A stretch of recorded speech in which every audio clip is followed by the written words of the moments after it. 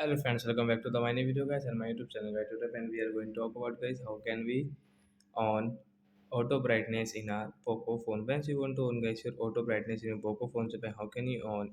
Today I will show you in this video guys display and brightness settings. So before starting video, friends, first of all go and subscribe the channel guys. Click the bell icon, like the video. First of all, guys, we will on our phone setting, guys. After on phone setting, guys, scroll it, friends. You can see your display setting. So, guys, click on your phone display setting, guys. Tap here. Friends, again, so guys, you can see your brightness level setting. So, you will have to click on this brightness level setting. Friends, you can see your auto brightness, means automatic brightness, guys. We can on from here, guys. I will tap here. After on, guys, your brightness will decrease if you inside the room.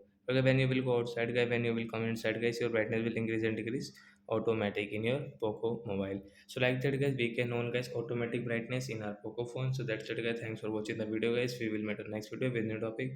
Before going guys, please comment, like the video, subscribe the channel. Bye bye friends, thanks for watching the video guys.